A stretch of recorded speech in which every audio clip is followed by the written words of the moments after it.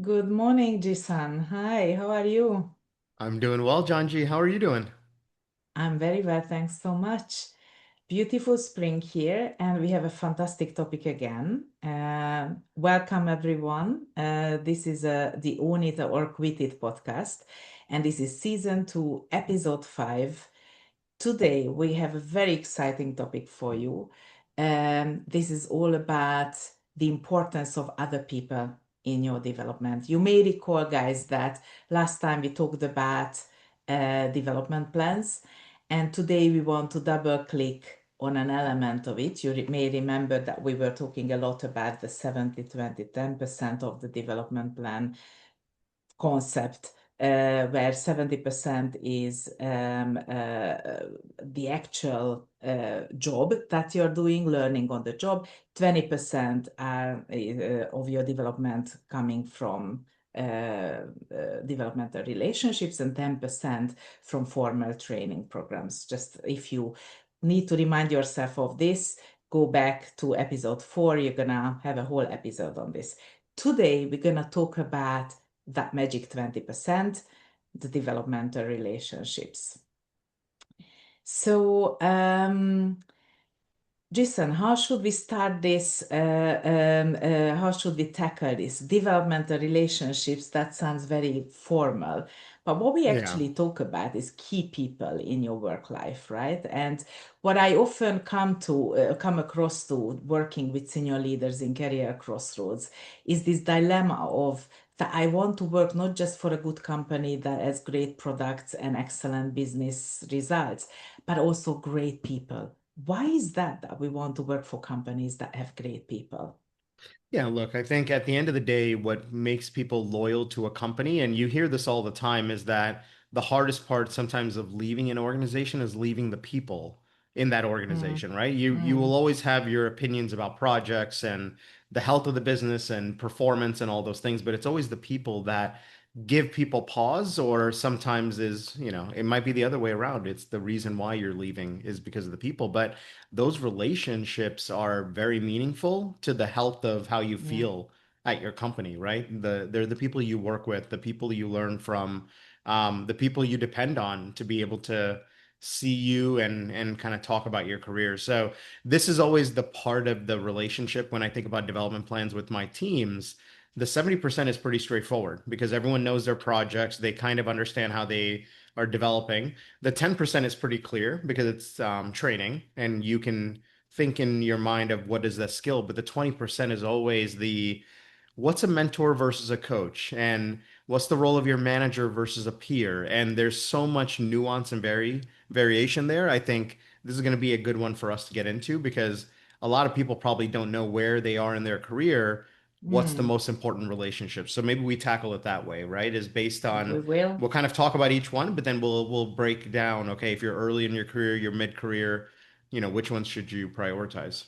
Super. Let's do that. So do you want to kick off with the role of the line manager? And before we get into that, I just remember someone telling me the saying that you often join a company and you leave a manager. So I think we That's all right. know how essential it is to have your line manager in your corner and demand your line manager to support you Yeah. in your development. So tell Yeah, us.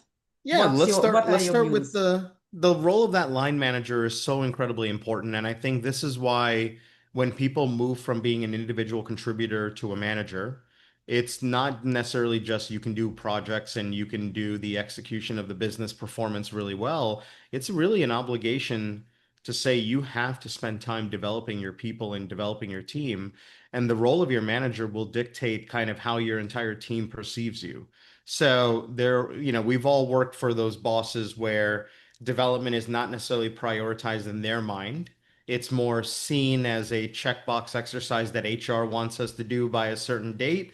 And the manager will give that opinion and perception to their team that this is just something we have to accomplish and achieve so that we can move on with the business, right? And people take note of that. And I think sometimes spending time and making sure that the manager speaks about the importance of development and helps the person understand the difference between a coach, a mentor, a senior sponsor, I think the manager plays a really important role in that. When it doesn't happen, it's when people get pretty frustrated with either Mm, they're not being prioritized from a development standpoint, they don't think their company prioritizes development. And usually that first manager relationship is the one that's going to have the biggest perception of whether or not that's true. Everyone else in the organization could be focused on development. You just have a manager potentially that is not. So I think if you are personally a manager, it's a incredibly important skill you got to develop. You got to understand who your people are, what are the nuanced needs of them. They're not all the same. So you can't look at six people and say, well, all of them should have the exact same relationships. They all need a mentor, they all need a coach. I think it really depends on what they're tackling and what their skill gaps are. And that's a lot of work for a manager. But look, I think that's the privilege of being a manager is that you get the opportunity to learn about people and build these plans, right? But I always think it starts there because if the employee doesn't see it in their manager, they're going to have to go somewhere else for the information. mm, And this is where it feels like your manager is not really involved in your development process because you're going to HR, you're going to a peer, perhaps it's another senior manager that you don't work with, but values development, right? So I think it all absolutely. starts there. Yeah. Did you have a line manager in your career that was particularly excellent in developing people or giving you excellent development? Yeah, look, I think I've had the blessing of having it in multiple stages of my career. So very early on, when I was first coming into marketing, my very first manager in marketing spent a lot of time explaining kind of here's what marketing is, here's what it is, and here's how you think about your job and how you think about building these brands. And that was really important because early on, I didn't have any of the experience. So I was literally trying to write down almost like a cheat sheet. It's like, oh yeah, okay, so this is how I need to think. And if I have this kind of project, I don't want to spend time having to figure it out. That manager relationship was basically here's the path. Here's what you Yeah. should be looking for. So it's a little bit more an acceleration of the learning curve. Later on in my career, I think going back to the experience that both of us had in Central and Eastern Europe, I was, given a very large team very early in my career, and it was the largest team I've ever had. That's when I looked actually to you and to our, senior leader of that business to say, how do you build teams? How do you build culture within the team? How do you drive performance, but also empathy, right? So I had the privilege of having a manager at that time in my career that was really strong in that area. And it was the Mm, new learning. Like I knew marketing, mm, I didn't necessarily know how to build a culture of high performers, right? And I had the benefit of that. And then later on in your career, what you realize is that as you move up in the ranks and you get to more senior roles, it's hit or miss on whether or not that mm, development is still prioritized. There's mm, some perception of you're the senior, you're probably already developed and you should know everything. So mm, therefore, there's no extra investment in you, or you're seen as the very few people that are in the leadership pipeline for bigger and better kind of opportunities, and then you're hand selected and given a senior sponsor, or you're given some of these new relationships that you never considered when you were earlier in your career, right? So, yeah. yeah, that's the way I think about it. Yeah. Fantastic. Very good. Yeah. So, when I think about all of these different relationships, so we talk about manager. I would love to Mm, get your thoughts on coaching and mm, coaches, right? Because sometimes I think there's a lot of confusion. And maybe, when you think about a mentor versus a coach, sometimes they're almost replaceable when in our minds when we're describing what we think they are, but they are very distinct and different. So, do you yeah. want to get into like what a coach is and how to Yeah. think about them? Yeah, absolutely. So indeed, sometimes the word coach or mentor are used interchangeably, but they are quite different.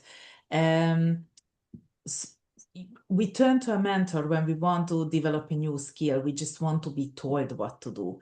But when we are blocked uh, elsewhere, let's say we know what we need to do, we know how to do it, we still don't do it, or it doesn't work out the way how we expected, or something gets in the way, or we notice something is not right, and it's not about the actual understanding of the task or understanding how to navigate a situation, but there is something rather inside us that needs to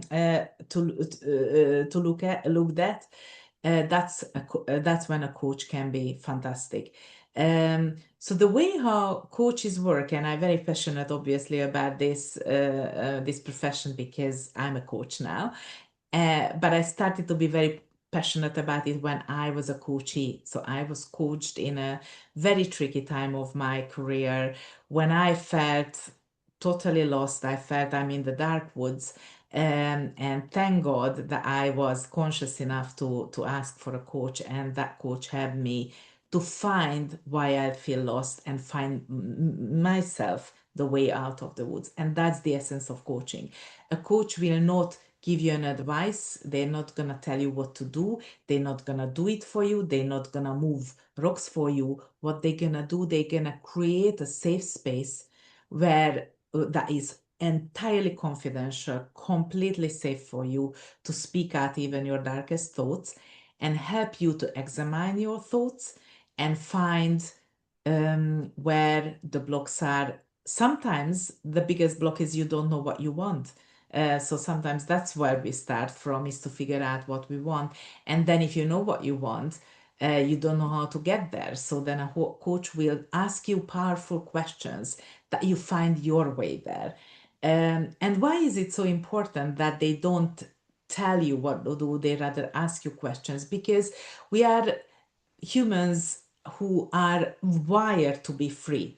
And I'm sure all of us have the experience that, from childhood, when someone tells us, do this, the voices in your head say immediately, no, how about if I do that? So the yes, but as a reaction is very typical. We want to, you know, just get rid of people controlling us, telling us what to do. We want to do our way. And therefore, it's a longer process because coaching is about helping you to find your answers. And sometimes that's not that straightforward. That's just someone telling you what to do. But once you find your own answers, those will be your answers. So you're much more likely gonna follow and commit to your own answers than someone else just telling you, believe me, Yeah. this is the best way of doing that. So it's practically connecting you with your deeper truth and deeper understanding and mobilizing your own resources. So it's a super, very sustainable way of learning because once you've looked into something, once you understood something about you, you can't not to understand again. You can't forget that experience. That's going to be always there with you. And the more you're being coached, the more coachable you become. So that's also a muscle, a flexibility. You get into the practice of constantly reflecting Yeah. and digging for insights within you. And especially helpful when you feel the world is a little bit against you, because the problem with that statement is that you don't, you have no influence over what the world does. But when you find the way how you can be in the driving seat, how you can be in an empowered position to change even a situation when seemingly there is an external force that is against you, then you are empowered, then you're the creator of your own destiny and your own life. So I could talk hours about this, as you can see. You know, it's uh, funny as you were talking about coaching, it just brought me back to when I was first coached. And I mm, think one of the things that always came to mind was it was a little frustrating because mm, I would be asking and I didn't know that I was being coached, but every time I asked the question, I'm kind of seeking an answer or I'm looking for an answer, but I'm looking for someone else to do the thinking for me. And yeah, and what a coach does is it creates discipline of have you yeah, looked at it this way? Have you considered this? What about this? Or what if you brought this team in? Or what if you looked at it, with a completely different lens? And, it was frustrating at the time, but what ends up happening is once you go through that process, the next time you run into that kind yeah, of challenge, you're sitting at your desk and you're thinking through those questions yourself. You don't need yeah, someone prompting you those questions, right? So I think you're right. In the beginning, it's a little bit of level setting. Even if you're a yeah, coach yourself, you kind of need to tell people, well, are you looking for the answer or are you looking for coaching? And I think that Exact. was something that I started doing in the very beginning of these relationships because Yeah, it helped set the expectation that I'm not going to give you exactly. your answer, right? Yeah. And I think that's important.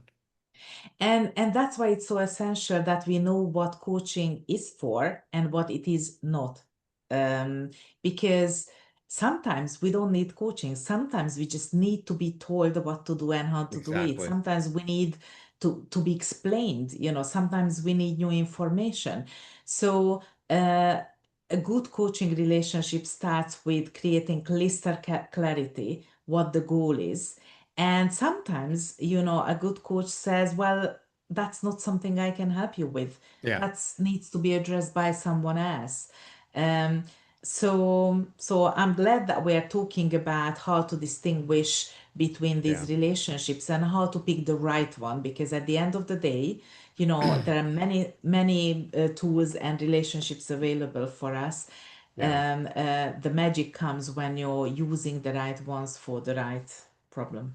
And I think the big unlock that I've always thought about is, well, coaches don't necessarily need to know your business. They don't No? need to know your challenges. They are actually an incredible resource because they're just going to ask you questions to see if you have the right perspective, if you've thought through all the options, right? And, I found as a coach that to be incredibly rewarding for myself because I was looking at someone else's problem and also processing and thinking through how I would tackle it and asking Yeah. questions.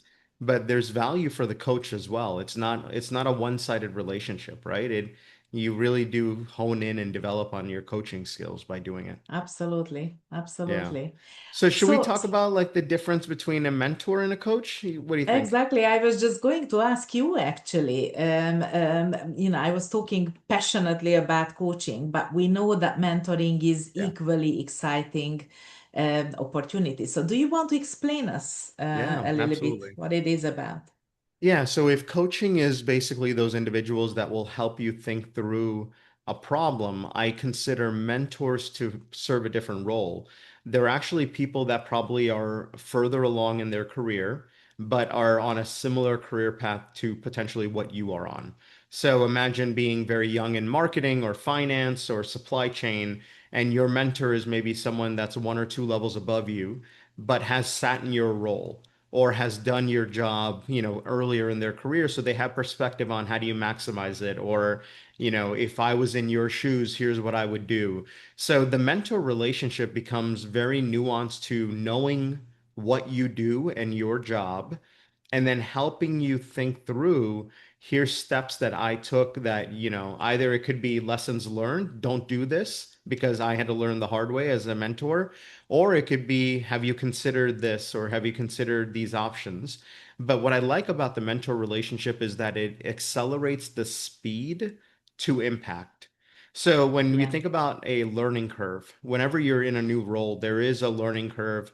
Maybe it's 3 months, maybe it's 6 months. Mentors can shorten that learning yeah, curve because they can tell you, here's the key teams that you need to bring in for this kind of project, or, don't make a decision without touching base with this individual or this leader because they will heavily influence your outcome.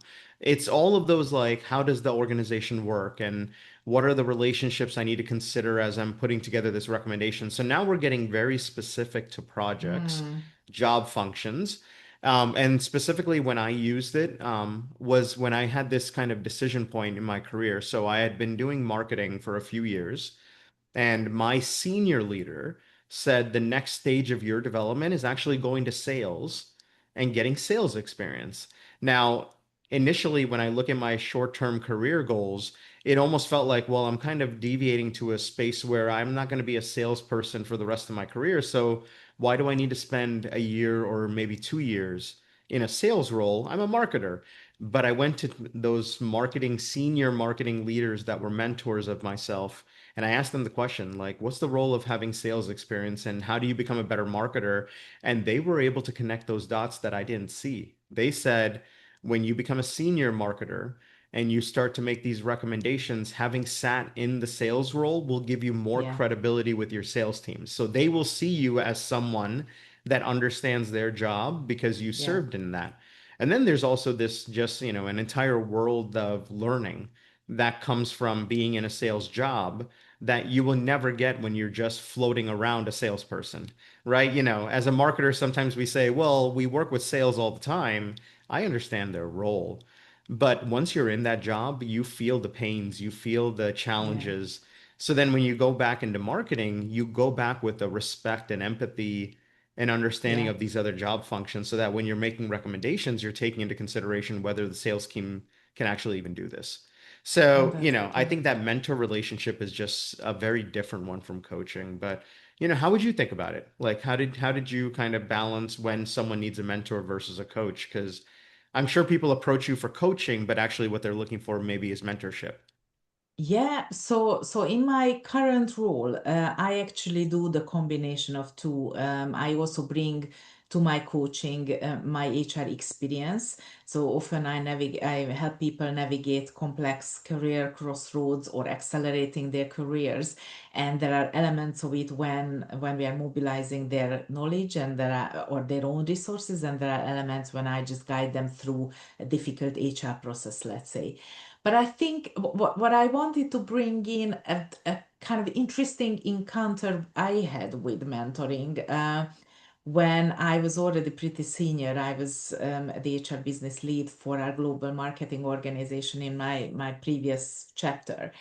And I got the task to build a digital organization. And that was the dawn of digital transformation. If you remember, a company started to adopt, and obviously, pharma wasn't really the first one. So we had to build something that we've never seen before. I had to start recruiting quite senior people in there.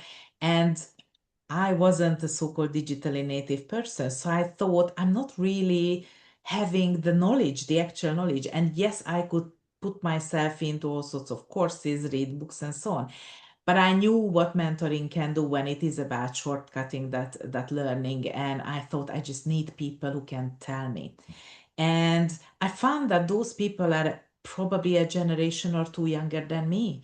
So I went to them and I asked two, three people in their 20s in our organization, and I asked them to mentor me about digital. And that was actually one of the most fun thing I've ever done for my development. Yeah. Those became obviously great friendships, but the amount I learned from those people, not just about the actual topic that I was after, which was in my case digital skills and knowledge about how communication is changing in the digital world, but also how young people see the world.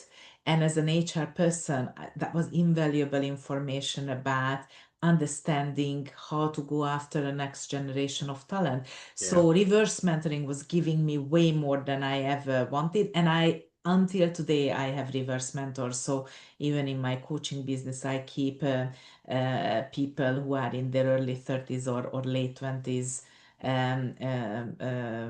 to give me that perspective of different generations. Yeah, I've seen reverse mentoring be such an incredible opportunity. One, you have to have a little bit of self-awareness as a senior leader, and also a little bit of humility and empathy to say, I'm gonna go learn from someone that's younger in their career because their lived experiences are different than mine.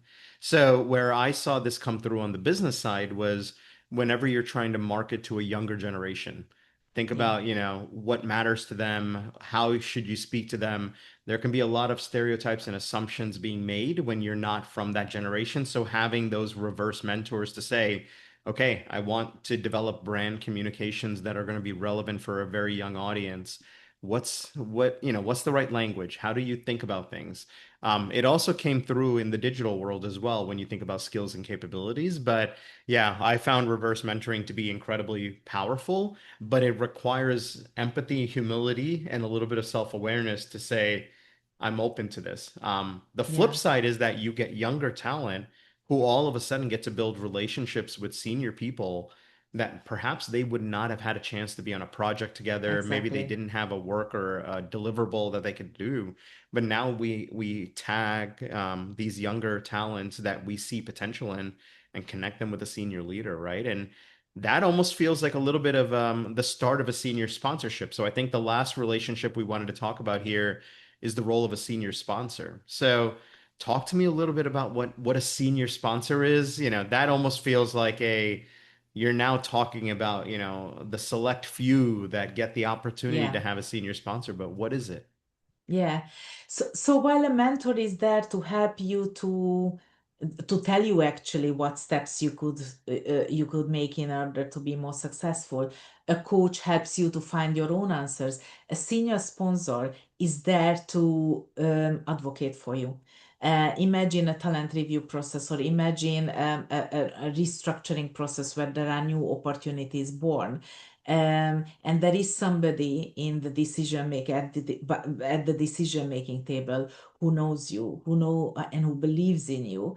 And therefore, if the opportunity arises, throws your name in. Or so imagine people, senior leaders who can throw their weight behind you and make things happen. So these are probably the people who are connecting the dots for you. You need to be ready for this. You need to do your own work on yourself.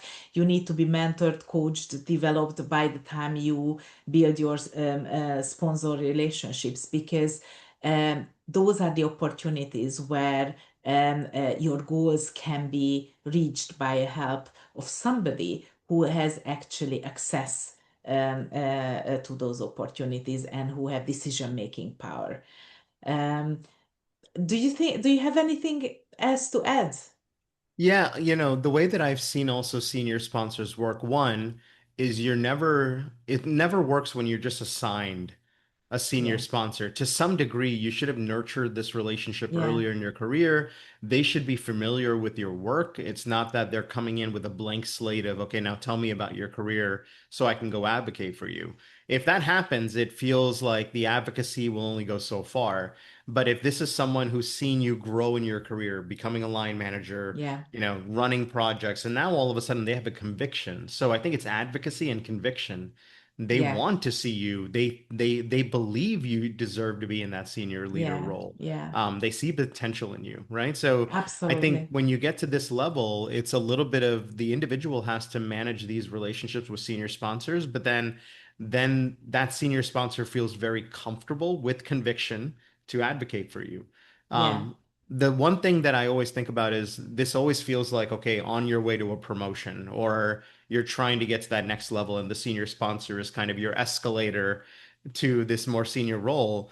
That's true, but there's also another important job of a senior sponsor is that that individual can also address challenges or things that you're running into that are problems, barriers, you're experiencing a setback in your career for the first time. I've also seen senior sponsors step in and remind people, they're mm, having a tough 6 months, but let's remember what they've yeah, done over the last 4 years, and remember why we gave them this challenge that was a bit over their head, but they're in there, they're tackling it, they're figuring it out, they're stumbling a little bit, but senior sponsors give almost grace to yeah, really high talent to kind of level set the other leaders on, hey, we know the potential of this person. They're working through something right now, but we need to stay, and have that conviction because we can see them through.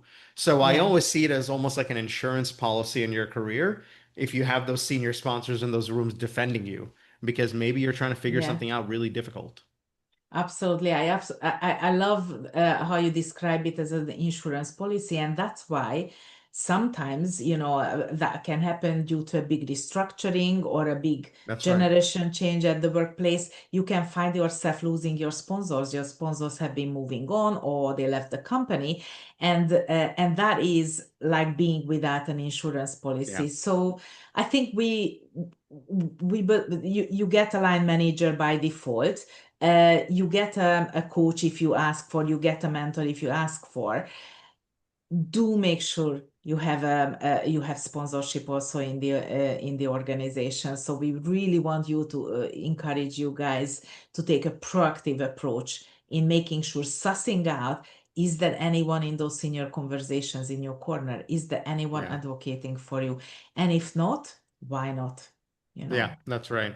Now, one thing that I've also seen is that sometimes people are expecting a senior sponsor, but they're not given one. And I think it's Mm, really important to kind of read the organization and understand why. yeah, There might be something that you're not aware of that is yeah, seen as a development gap or a capability, or perhaps they're not feeling like you're as strong of a people leader as maybe you think you are. So going up and giving you more people and a larger department when you haven't built that skill, it's also important to kind of ask the question of, okay, what do I need to yeah, work on? What do you believe is the block? And then you go back to mentoring and coaching yeah, relationships. So even yeah, senior people could have mentoring and coaching relationships as well, right? And I think absolutely. that probably ties us into kind of how we want to close this is we've talked about each of these types of relationships independently. Now let's Mm, put it in the framing of our audience, right? So some people mm, here are very early in their career, maybe 1 or 2 years into their career. There's others that are line managers, maybe they're 10, 15 years in. And then there's probably seniors, executives, people that have been, on a long career journey. Maybe let's talk about what these mm, relationships should be prioritized based on stages, right? So I can start with the mm. early in your career. All right. I always tell people that are starting out in a capability, a new space, whether it's marketing, finance, supply chain, whatever the function is, early in your career, your manager and a mentor are incredibly valuable. One, your manager is the one that's going to give you the lay of the land, help you understand what expectations look like. So what is meeting expectations versus exceeding expectations in this role? What are they looking for you to demonstrate in meetings? So your manager can give you a lot of signposting of what really strong performance looks like. But having a mentor, and this could be someone that maybe is just a couple of years ahead of you, that mentor can remind you of, hey, Mm, when I was in your role, I messed up when I didn't do this. Or be cautious or be aware of these different groups that need to be brought into your project. So don't work in isolation. Don't keep your head down and just think that this is a homework project like at school. mm, You need to bring these teams in and they need to be a part of it. So early in your career, I always tell people, yes, senior sponsors are important, coaches are important, but right now, what you need is more than anything else is that manager, strong manager, and a mentor. yeah, But then, eventually someone moves on in their career, right? So maybe you can give us perspective of what that middle career relationships look like, when you're past that exactly. early stage. Exactly. And while our line manager relationship becomes essential throughout our entire career, but as we mature in the organization or in our role, or generally as we mature in age, the importance of senior sponsor becomes more and more essential because eventually you're going to start applying for jobs and having career ambitions through a bottleneck. The roles become more scarce.